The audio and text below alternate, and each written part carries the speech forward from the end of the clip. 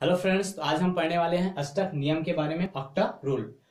ज्यादातर क्या है बच्चे, ये जो अष्टक नियम है ना, उनका यूज बहुत ही ज्यादा होता है ना। तो जिन लोगों को अष्टक नियम प्रॉब्लम होती है समझने में, उन लोगों के लिए काफी हेल्पफुल हो जाएगा ये वाला वीडियो। तो इस वीडियो को बिना स्किप कीजिए, लास्ट तक जरूर देखिएगा, ताकि आपको पूरा क्लियर हो जाएगा अष्टक नियम क्या है। अष्टक नियम को जानने से पहले जान लिए अक्रिय गैसें क्या होती है, ठीक है। जो लोग जानते हो अच्छी बात है अक्रिय गैसें, लेकिन नहीं जानते हो तो ध्यान से समझना। अक्रिय गैसें मतलब वह गैस जो किसी दूसरे तत्व के साथ क्रिया नहीं करती, वो क्या कहलाती है? अक्रिय गैस, या इंग्लिश में बोला जाएगा तो इनर्ट गैस है। अब ये अक्रिय गैस दूसरे तत्वों के साथ क्रिया क्यों नहीं करती, इसका कारण ये है कि इनका जो अंतिम कक्षा होता है, वो होता है, वो क्या होता है? फुलफिल होता है। कहने का मतलब संयोजी कक्ष। जैसे कि देख लो, हीलियम का ही देख लो। हीलियम में कितने हैं परमाणु क्रमांक? 2 है। इनका यदि आप इलेक्ट्रॉनिक विन्यास निकालोगे तो ये है, देखो। अब आपको पता है एक ऑर्बिटल में कितने इलेक्ट्रॉन आते हैं? दो इलेक्ट्रॉन आते हैं। तो 2 इलेक्ट्रॉन आ गया। अब भाई यहाँ पे तो पूरा फुलफिल है, तो किसके साथ क्रिया करेगा, है ना? हम जानते हैं जब एक ऑर्बिटल में केवल एक ही इलेक्ट्रॉन होगा, अयुग्मित इलेक्ट्रॉन होगा, तभी वो किसी दूसरे तत्व के अयुग्मित इलेक्ट्रॉन के साथ बॉन्ड बनाता है, तभी तो क्रिया होगा ना। तो यहाँ पर देखो, यहाँ पे जितने भी आपको अक्रिय गैसें दिखाई देंगी, उनके अंतिम कक्षा में जो ऑर्बिटल होंगे उनमें फुलफिल इलेक्ट्रॉन होंगे। कहने का मतलब इनके जो संयोजी कक्षा मतलब होता है अंतिम कक्षा। यदि आप संयोजी कक्षा, संयोजी इलेक्ट्रॉन या संयोजकता के बारे में नहीं जानते तो उसका वीडियो मैं बनाया हूं, उसका लिंक मैं नीचे डिस्क्रिप्शन बॉक्स में दे दिया हूं, आप जाकर उसको देख सकते हैं। तो देखो, जिसकी अंतिम कक्षा में क्या होगा, इलेक्ट्रॉन पूरी तरह से कंप्लीट होगा, भरा रहेगा ऑर्बिटल में, वो क्या कहलाएगा? वो कहलाएगा अक्रिय गैसें। अभी देखो, अक्रिय गैसों के जितने भी आप ऑर्बिटल देखेंगे अंतिम कक्षा में, उन सभी में क्या होगा?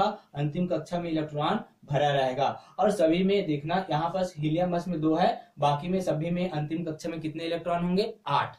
अब अष्टक नियम जाने। अष्टक यानी होता है 8। अष्टक यानी क्या होगा? 8, ठीक है। तो मैं ये बता दिया कि अक्रिय गैसें किसी दूसरे तत्व के साथ क्रिया क्यों नहीं करती, क्योंकि वो क्या है, इनके अंतिम कक्षा के जो इलेक्ट्रॉन होते हैं वो क्या होते हैं? पूरी तरह से पेयर में रहते हैं, युग्मित में रहते हैं, है ना। इसी कारण से यदि अक्रिय गैसों को छोड़ दे तो आवर्त सारणी में जितने भी तत्व हैं वो सभी क्या है, उन सबके अंतिम कक्षा में एक ना एक अयुग्मित इलेक्ट्रॉन पाया जाता है। इस कारण से वो किसी भी दूसरे तत्व के साथ आसानी से बॉन्ड क्रिएट कर पाता है, ठीक है। लेकिन अक्रिय गैसें किसी दूसरे तत्व के साथ बॉन्ड नहीं बनाता, क्योंकि इनमें एक भी अयुग्मित इलेक्ट्रॉन नहीं पाया जाता है। अब बात करते हैं अष्टक नियम की। तो देखो, आप अगर अक्रिय गैसों को देखोगे तो इन सबके अंतिम कक्षा में कितने कितने इलेक्ट्रॉन है? 8 है। 8 इलेक्ट्रॉन। देखो यार, नियॉन का हम इलेक्ट्रॉनिक विन्यास निकाल के देख सकते हैं। नियॉन का परमाणु क्रमांक कितना होता है? 10। अब देखोगे इसको 1s2, 2s2, 2p6। अब देखो अंतिम कक्षा, आपको पता है यह है अंतिम कक्षा टोटल, ठीक है। तो टोटल अंतिम कक्षा में कितने इलेक्ट्रॉन है? 6 और 2 8 इलेक्ट्रॉन है, ठीक है। तो जिसके अंतिम कक्षा में 8 इलेक्ट्रॉन है तो यही क्या कहलाएगा? अष्टक। तो कोई भी तत्व क्या करेगा? अष्टक कंप्लीट करने का मतलब है वो अपने पास वाले इनर्ट गैसों के समान होने का प्रयास करेगा, ठीक है। जितने भी अक्रिय गैसें हैं उन सब के अंतिम कक्षा में एक भी अयुग्मित इलेक्ट्रॉन नहीं पाया जाएगा। पूरा जो इलेक्ट्रॉन पाया जाएगा वो किस फॉर्म में रहेगा? पूरा जो इलेक्ट्रॉन पाया जाएगा वो युग्मित फॉर्म में रहेगा। आप इसका इलेक्ट्रॉनिक विन्यास निकाल के देख सकते हैं। अब चलिए समझते हैं बाकी तत्व जो है कैसा अष्टक नियम लागू होगा उनमें। जैसे कि बात करें हाइड्रोजन की, तो आप सबको पता है हाइड्रोजन में परमाणु क्रमांक होता है 1। तो हाइड्रोजन क्या करेगा? हाइड्रोजन जो है अपने पास वाला तत्व, देखो हाइड्रोजन के पास वाला तत्व कौन है? हीलियम है। तो हाइड्रोजन हीलियम के समान होने का प्रयास करेगा। कोई भी तत्व स्थायित्व प्राप्त करने का प्रयास करता है। स्थायित्व कहने का मतलब यह है कि वो अपना अष्टक कंप्लीट करने का प्रयास करेगा।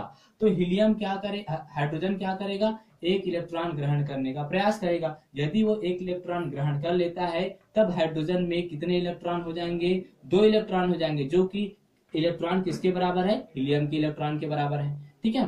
तो यही होता है। देखो, आप अगर इसका ऑर्बिटल में देखो तो ये होता है 1s1। कहने का मतलब है एक ऑर्बिटल में 2 आता है, लेकिन यहाँ पर एक ही है, तो अयुग्मित है ना, अयुग्मित है। इसी कारण से किसी दूसरे तत्व के साथ क्रिया कर पाता है। तो ये अपना अष्टक कंप्लीट करने के लिए क्या करेगा? एक इलेक्ट्रॉन ग्रहण करेगा। अब देखो, हम क्या ये यहाँ पे ये बोल सकते हैं कि कोई भी तत्व क्या इलेक्ट्रॉन को ग्रहण करके ही क्या वो अपना अष्टक कंप्लीट करेगा, या फिर अपने पास वाले इनर्ट गैस के समान होने का प्रयास करेगा? देखो, कार्बन का ही देख लेते हैं। कार्बन का परमाणु क्रमांक होता है 6। 1s2 2s2 और 2p 2 2 4 2 6। ठीक है, ऑर्बिटल में देखें तो कुछ इस प्रकार से बनेगा ये। यहाँ पे p में कितने ऑर्बिटल होते हैं, 3 होते हैं। यहाँ पे 2 इलेक्ट्रॉन है तो 2 शो कर दिया। अब देखो यहाँ पे आप कार्बन के अंतिम कक्षा को देखो।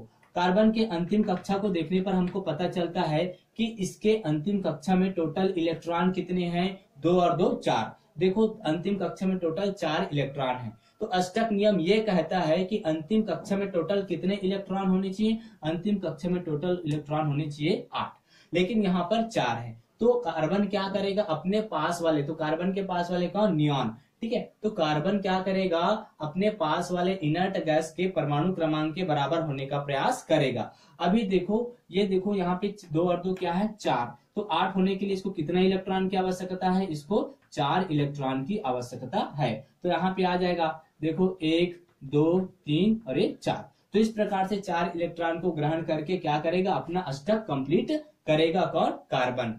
तो अष्टक कंप्लीट वही होता है कि उसके अंतिम कक्षा में टोटल कितने इलेक्ट्रॉन होने चाहिए, उसके अंतिम कक्षा या फिर संयोजी कक्षा में टोटल 8 इलेक्ट्रॉन होने चाहिए। यही क्या कहलाता है, अष्टक नियम। अब देखो कुछ तत्व जो है इलेक्ट्रॉन ग्रहण करके अपना अष्टक कंप्लीट करता है और कुछ तत्व इलेक्ट्रॉन त्याग कर। क्यों त्यागता है, क्योंकि वो अपने पास वाले इनर्ट गैस के समान होने का प्रयास करेगा ना भाई। जैसे कि देखो यहाँ पे नियॉन का नहीं, जैसे कि हम देखते हैं सोडियम का परमाणु क्रमांक कितना होता है, 11। इसका इलेक्ट्रॉनिक विन्यास निकाल, 1s2 2s2 2p6 और 3s1। ये हो गया 6 4 10 और 1 11। अभी आप देखेंगे कि इसके अंतिम कक्षा में टोटल कितने इलेक्ट्रॉन हैं। तो देखो अंतिम कक्षा क्या होगा, ये होगा। अंतिम कक्षा में टोटल कितने इलेक्ट्रॉन है, 1 है। अब यहां से आप देख सकते हैं सोडियम कौन से इनर्ट गैस, कौन से अक्रिय गैस के ज्यादा पास होगा, तो इसका परमाणु क्रमांक है 11 और नियॉन का है 10। तो ज्यादा पास किसके हैं, नियॉन के हैं। तो क्या करेगा, ये अपना 1 इलेक्ट्रॉन त्याग देगा। ये जब अपना 1 इलेक्ट्रॉन त्यागेगा तो देखोगे 1 इलेक्ट्रॉन त्याग दिया मतलब ये खत्म। ठीक है, तो देखो आप इसका अष्टक कंप्लीट हो जाएगा, 6 और 2 8। तो कुछ तत्व क्या करेगा, इलेक्ट्रॉन त्याग कर अपने पास वाले अक्रिय गैस के समान होने का प्रयास करेगा, जिसके कारण इसका अष्टक कंप्लीट होता है। देखो यहाँ पे 1 इलेक्ट्रॉन त्यागा, तो 1 इलेक्ट्रॉन त्यागने पर इसका अष्टक कंप्लीट हो जाता है, 6 और 2 8 हो जाता है। ठीक है, तो इस प्रकार से कुछ तत्व क्या करेगा, इलेक्ट्रॉन ग्रहण करके अष्टक कंप्लीट करेगा और कुछ तत्व इलेक्ट्रॉन त्याग कर अपना अष्टक कंप्लीट करेगा। तो यही होता है अष्टक नियम। अष्टक नियम में उसके अंतिम कक्षा में टोटल कितने इलेक्ट्रॉन होने चाहिए, 8 इलेक्ट्रॉन होने चाहिए। यही कहलाता है हमारा अष्टक नियम। तो आई होप आपको समझ में आ गया होगा। इसका नेक्स्ट वीडियो में ये बताऊंगा कि कोई तत्व कैसे बॉन्ड क्रिएट करता है। जैसे कि देखो H2O कोई यौगिक है, अब ये यौगिक बना कैसे, है ना। तो आपको पता होगा कि जब 2 इलेक्ट्रॉन आपस में मिलते हैं तभी क्या होता है, एक बॉन्ड बनता है और इसी बॉन्ड के थ्रू कोई तत्व क्या होता है, आपस में जुड़ता है। तो इसी को हम समझेंगे नेक्स्ट वीडियो में। तो आई होप आपको ये वाला टॉपिक समझ में आ गया होगा। अगर ये समझ में आता है तो नेक्स्ट वीडियो मैं जल्दी अपलोड करूंगा, उसका लिंक मैं नीचे डिस्क्रिप्शन बॉक्स में दे दूंगा, आप जाकर उसको देख लेंगे। ठीक है, थैंक यू।